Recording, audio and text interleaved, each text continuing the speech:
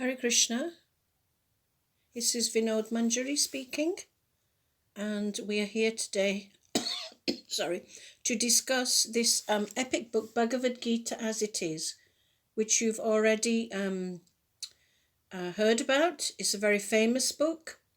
Einstein, Martin Luther King, Nelson Mandela, these are just a few of the names of the people who have Gandhi, who have taken inspiration from this book. So it is a book for leaders, it is a book for thinkers, it is a book for those who are seeking knowledge of their true identity, making sense of this universe and our place within it. So we have been reading the introduction to the Bhagavad Gita. You can see on my channel, we have been slowly getting through the introduction. So Bhagavad Gita is the song of the divine. So this is written in poetry verse. And His Divine Grace, Srila A.C. Bhaktivedanta Swami Prabhupada, has rendered it from Sanskrit to English. So you will find word for word transliteration. Each word has been translated, so you know exactly what you are getting. So we've been working through the introduction and we have been discussing the purpose of the Bhagavad Gita. We've been discussing what is the mood and spirit we should adopt for reading this epic literature. It's the literature, it is the A to Z of yoga, the science of devotion. Yoga means to connect, just like the light bulb is connected with the wires. If it's not connected, it won't function. Just like that, we are the minute parts of the whole. We're spirit soul. And once we are connected through yoga, we will remain illuminated with knowledge, happiness, and eternality. Sat Chit Ananda. So we were discussing about the 5 topics of the Bhagavad Gita. Prakriti, material nature, the universes, our environment, what we see around us. Jiva, the soul, the individual soul. Ishvara, the supreme controller, the person who we originated from, the supreme personality of Godhead. Karma, action. Action always, what we sow, we reap. So what action is correct action that will not incur reaction? And Kala, time, the time factor. How is this universe with the individual souls, Prakriti, material, how is it all bound amongst a backdrop of time? Time is so crucial in the material world and in the spiritual world. So these are the topics of Bhagavad Gita. So we will read on our introduction to the Bhagavad Gita, and we will be learning here about we'll have a quick summary of the 5 topics. I think we got to, what is material nature? The 5 basic subject matters. So one of them is material nature, Prakriti. That's the Sanskrit word for it. This is also explained in Gita as inferior Prakriti, inferior nature. So there's 2 types of Prakriti, or material nature. One is inferior, the one that we see around us, the material nature, the made up of the different elements. The living entity is also explained as the superior Prakriti. So we are also energy. Prakriti means energy, material energy. We are also energy of the Lord. We are energy, because this is why we know it through Newton's law that energy is never created or destroyed. So we, living spirit soul, can never be destroyed. The Bhagavad Gita explains this. Only the inferior material nature, which is the body, can be destroyed. It can decay. So the living entity is explained as the superior Prakriti. Why are we superior? Prakriti, this will be explained later, why we are the superior Prakriti and the material nature is the inferior. Prakriti is always under control, whether inferior or superior. So Prakriti is always controlled. We are an energy. The energy or a spark of the infinite. We are the minute, he is the infinite. So we are all energies of that infinite. And therefore we are under his control. We cannot independently act. Just like the material nature. She acts under his will. And the Jivas, the spiritual souls, they have an element of free will, an element of minute independence, and this is what makes us superior to the inert matter. We have that element of free will.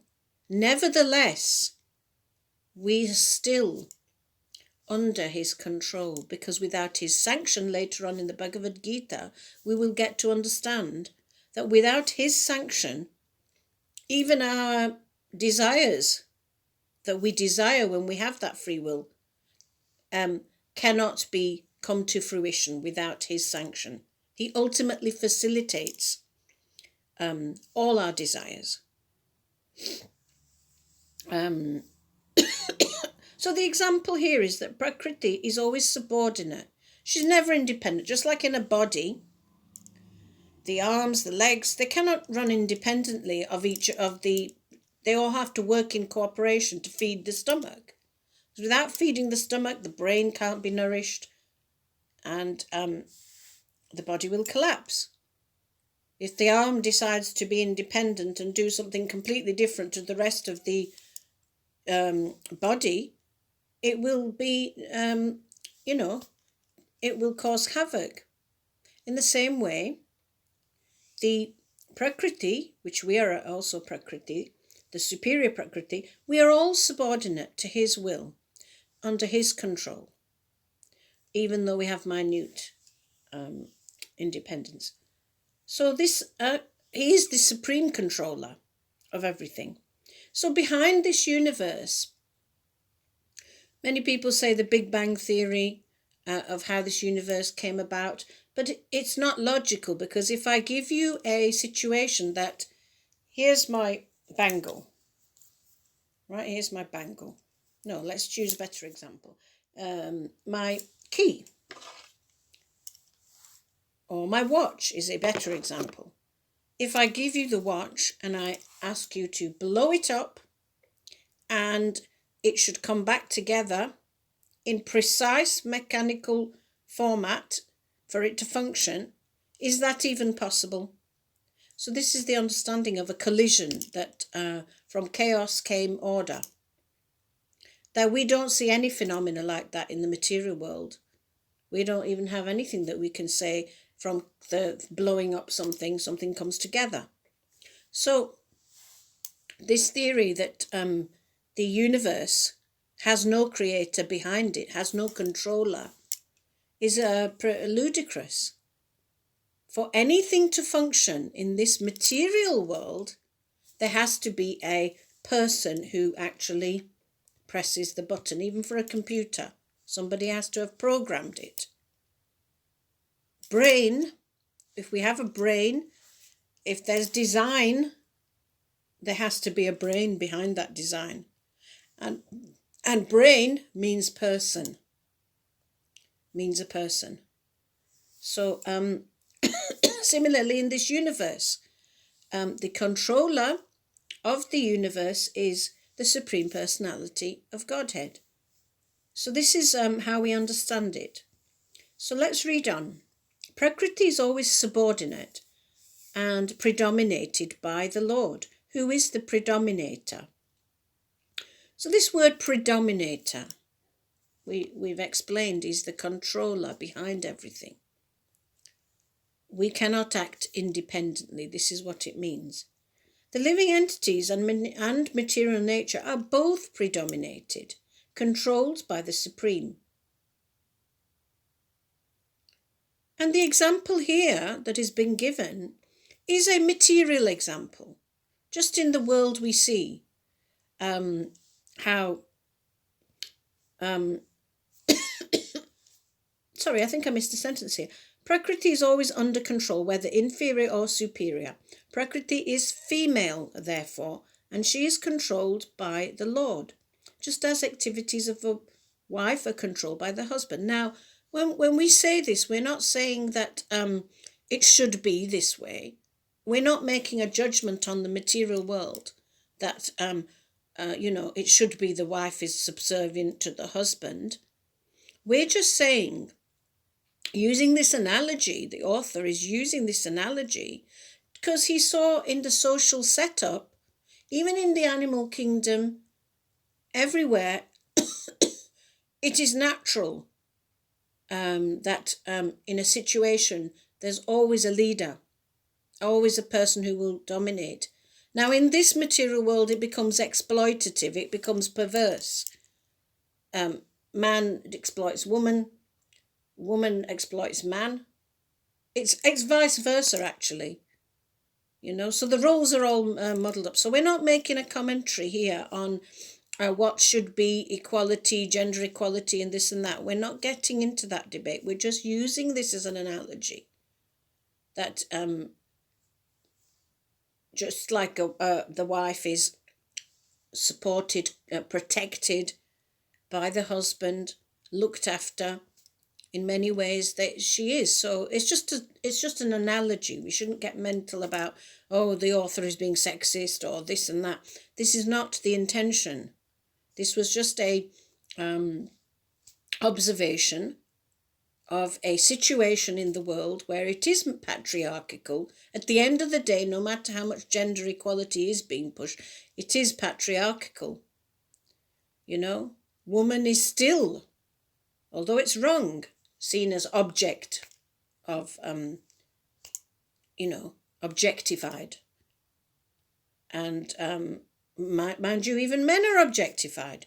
It's all mixed up and perverted in this material world. So we're not making these, we're just seeing that there is a general trend where normally in the world we see it is male-dominated, patriarchal. So that's why the analogy has been made, for us to be able to get it in our head or understand it. But when the Supreme predominates the Prakriti, the material nature, it is not in a perverse, exploitative way. It is in a spiritual way. Sometimes in the Sanskrit language, which this text is written, we hear the word pati, Raghu pati, Shri pati. This is a word that is used to indicate the Supreme Controller, who is the protector of Shri Lakshmi Devi. So he is, in actual fact, he is the protector of all of us. So Jiva Pati, we are Jivas, we're individual souls. So it is sometimes referred to, one of God's names is Jiva Pati, the protector of the souls. So now this word Pati becomes husband in Hindi language.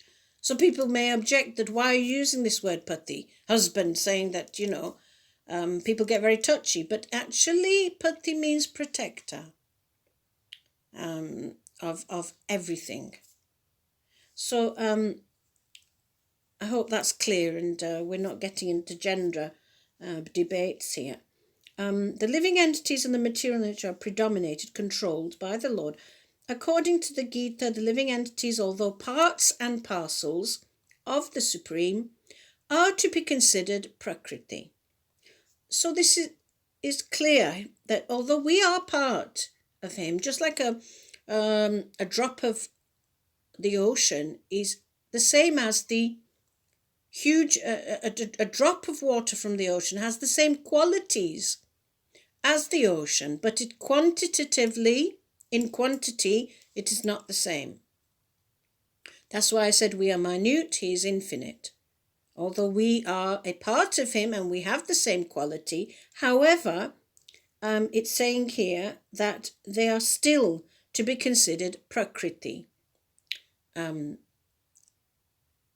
predominated one, the one that cannot just independently, it still needs his sanction. So I explain that. This is clearly mentioned in the 7th chapter, 5th verse of Bhagavad Gita. Aparayam itas tvanyam. This Prakriti is my lower nature. Prakritim vidhim me param jiva bhuta mahabaho yayedam dharyate jagat. So we are all Prakriti, is energy. So by the fact that energy and energetic, we can also analyze it like this. Energy, energetic. The Supreme Personality is the energetic, the source of the energy, and the energy comes from the source, just like the light bulb analogy. The light bulb, the source of it is the powerhouse. Yeah? And that's the energy, the electrical energy. So I hope that's explained well enough for you. And beyond this, there is another Prakriti. So we've got the inferior Prakriti, and now we've got another Prakriti, which is Jiva Bhutam, Jiva, spirit soul, the living entity. So Prakriti itself is constituted by 3 qualities. So now we're getting to the analysis of what is Prakriti. What does it actually involve? Prakriti, material nature, is constituted by 3 qualities. There are 3 qualities to it: the mode of goodness, mode of passion, and the mode of ignorance. Above these modes, there is eternal time.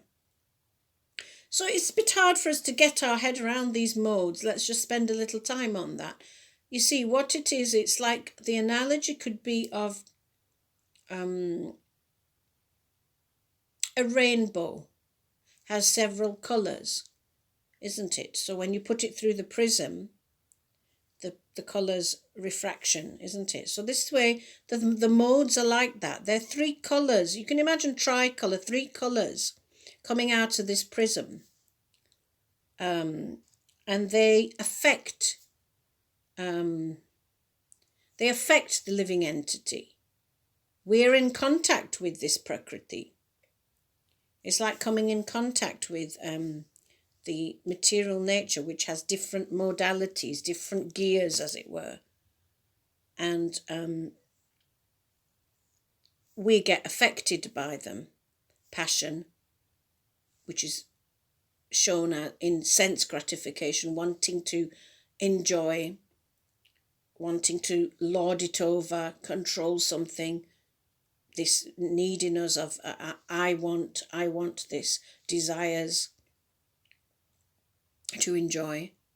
Mode of ignorance, where we are identifying ourselves with the material body and everything that goes with it. I, me, and mine principle. We are identifying as African, American, Indian, male, female, Hindu, Muslim, Christian. This is the identification we are identifying with. So this is illusion. We're not actually any of these. So this is the mode of ignorance. And then the mode of goodness, where we're seeking knowledge. We're trying to seek piety. We're doing pious actions based on knowledge that we must give it something in charity. We must be in the mode of goodness. What is the morality? We can only know morality, right from wrong, through knowledge. So predominated by knowledge, mode of goodness.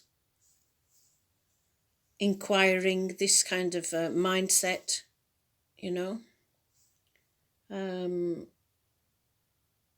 So above the modes, there is eternal time. So this is another. We've covered material nature, the 5 themes of the Bhagavad Gita. Material nature we've discussed. Now time, eternal time. And by a combination of these modes of nature and under the control and purview of eternal time, there are activities which are called karma. So here we've got the combination of the modes acting and the backdrop of eternal time.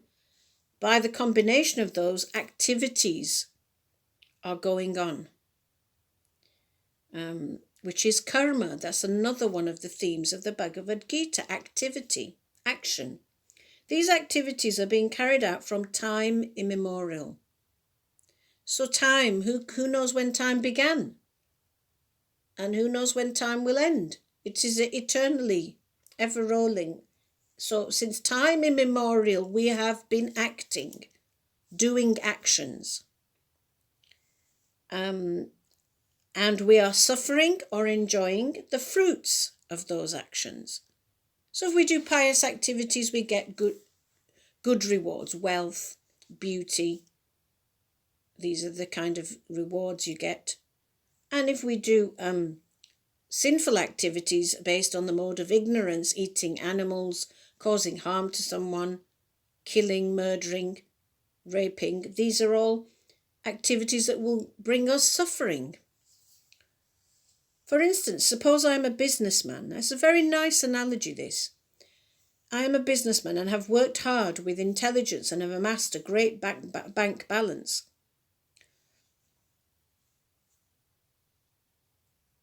Then I am the enjoyer.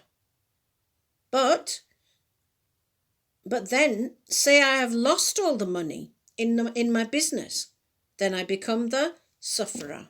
So this is a beautiful example to show how karma works. Similarly, in every field of life, we either enjoy the results of our work or we suffer the results, and this is called karma. Action, reaction. Newton had it right, didn't he? Newton, the scientist. Action, for every action, there's an equal and opposite reaction. So this is what we learnt in physics. Now we go on to Ishvara. This is the other theme of the Bhagavad Gita. Ishvara, the Supreme Lord. Jiva, the living entity, the soul. Prakriti, eternal time, and karma are all explained in the Bhagavad Gita. And out of these 5, the Lord, the living entities, material nature, and time are eternal. We eternally existed, the Lord eternally existed, time is always eternal, and material nature is part of his energy, so it will be eternal. So the only one that is not eternal is karma.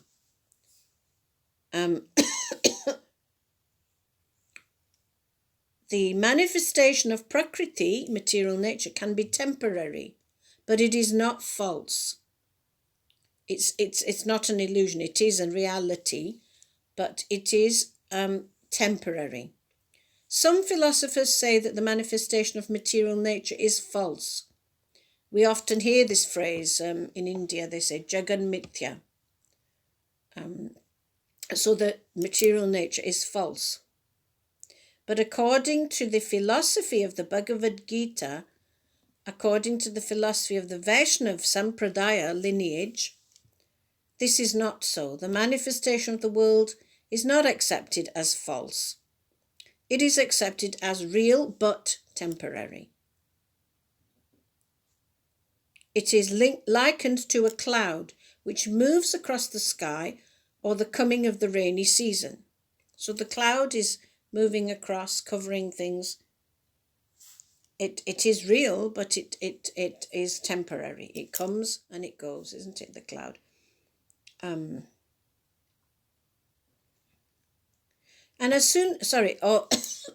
the other analogy is the coming of the rainy season, which nourishes the grains. As soon as the rainy season is over and as soon as the cloud goes away, all the crops which were nourished by the rain dry up. So this is an analogy used because in India we have a rainy season. In other zones we don't have that. Similarly, this material manifestation takes place at a certain interval, and it stays for a while and then it disappears. Such are the workings of Prakriti, material nature, but this cycle is working eternally. So the cycle is going on, coming, going, but it's working eternally. Therefore, Prakriti is eternal, it is not false. The Lord therefore refers to this as my Prakriti. This material nature is his Prakriti, his energy. This material nature is the separated energy of the Supreme Lord.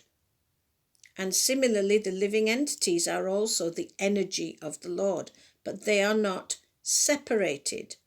They are eternally related. So philosophically, we must understand this. We, being a fragmental part of him, like I explained about the ocean and the drop, we are eternally related to him. But the external material Prakriti, material nature, is not eternally related in this the way we are. It is separated energy. Yeah? Or we can say external energy, not the, So the Lord, the living entity, material nature and time are all interrelated and are all eternal. However, the other item, karma, is not eternal. The effects of karma may be very old. Yeah? The effects from how many lifetimes we are suffering or enjoying the results of our activities from time immemorial. So there's no beginning or end to time. So since the time immemorial we have been acting. But we can change the results of our karma. So it's changeable. You can change, you have the power to change the result of your karma or activity. And this change depends on us, doesn't it? The perfection of our knowledge, it says here. We are engaged in activities. Undoubtedly, we do not know what sort of activities we should do and gain relief from the reactions. But this is explained in the Bhagavad Gita. So unless and until we know what action will not incur a bad reaction, we need knowledge to get us out of this cycle of karmic, cycle that we're in. Action, reaction, action, reaction. So we need to know how to break that cycle, and this can come about by knowledge contained in the Bhagavad Gita. So the position of Ishvara, controller, supreme controller, is that of supreme consciousness. The jivas, or the living entities, are parts and parcels of the supreme, the whole. He is the whole, we are the part. And we are also conscious, but we are not supremely conscious, meaning I don't know what's going on in your body or his body or her body, but the Lord Supreme, the Supreme Controller, Ishvara, knows what's going on in everybody's heart, mind and body. He is all-pervading and omniscient, but we are not. So we are finite. Both the living entity and material nature are explained as Prakriti, the energy, but one of the two, the Jiva, is conscious. So that is common sense. The inert matter is not conscious, is it? So therefore, the inferior Prakriti, material nature, is not conscious. But the other Prakriti, which we are soul, is conscious. That is the difference. Therefore, the Jiva Prakriti is called superior, because the Jiva has consciousness, which is similar to the Lord's. The Lord's is supreme consciousness, however, and one should not claim that the soul, the living entity, is also supremely conscious. The living being cannot be supremely conscious at any stage of his perfection. And the theory that he can be is a misleading theory. So there are theories out there that says we can all become one with God and we can all become supremely conscious and merge into that one consciousness. And therefore we become supremely conscious. But here he's making a point to say that that's not, we maintain our individuality at all times, our individual identity. This will be explained in the Bhagavad Gita, how we always maintain our individuality. Conscious he may be, but he is not perfectly or supremely conscious. So I hope that's clear to you. So we will leave it there because it's getting now further into this discussion about the consciousness, the supreme consciousness and the individual consciousness. So it's getting a little bit more detailed into that. And we'll leave it there and we'll continue this topic of consciousness. Now in the universities, they're doing consciousness studies because it's such a topic that people are beginning to understand that there is something beyond inert matter that is about us, not just chemicals and hormones. There is something more to us. They are beginning to understand this concept of consciousness. So we'll discuss this a little bit more, and I hope you all have a nice day, and you understand, and hope you will get the Bhagavad Gita as it is available in Amazon, in all ISKCON centres in all languages of the world. So International Society for Krishna Consciousness, you can get this book. It's a wonderful epic book, a masterpiece. I'll read you what it says on the back. A masterpiece of scriptural literature. Bhagavad Gita is a sacred song in the form of a battlefield dialogue between the Lord Sri Krishna and Arjuna, his friend and disciple. Krishna, acting as Arjuna's advisor, instructs him in the science of self-realization. So many advisors are in this world, isn't there? Life coaching, mentoring, self-development, personal development gurus. So here Krishna is the supreme advisor, and he instructs him on the science of self-realization, teaching him how to live as a devotee of the Lord and thus to reach the eternal spiritual world while continuing to perform his earthly duties. So one of the analogies in the Bhagavad Gita is how to live in this world like a lotus flower, which sits on the muddy waters. It sits on the water but is not affected by the water. So in this way we have to learn to be equipoised. This is how Bhagavad Gita teaches us how to live in the world and do our earthly duties, but at the same time remain equipoised and not be consumed by the material energy. Unlike other editions of the Gita, this one is presented as it is, without the slight taint of adulteration or personal motivation, containing the original Sanskrit text, Roman transliteration, English synonym, translation and commentary. Bhagavad Gita as it is the most complete and authoritative transmission of this timeless scripture in print, and the only one that does not obscure the true spirit of Krishna's teachings. So this is very wonderful how there's nothing added in there or taken away or adulterated or interpreted in a personal motivation to put your own ego there, to give yourself in your opinion, the supremacy over Krishna's instruction. So try to get this Bhagavad Gita, and we will again discuss the introduction. It's a very long introduction, but it's very, very wonderful, and we will take our time to understand this. Thank you for listening.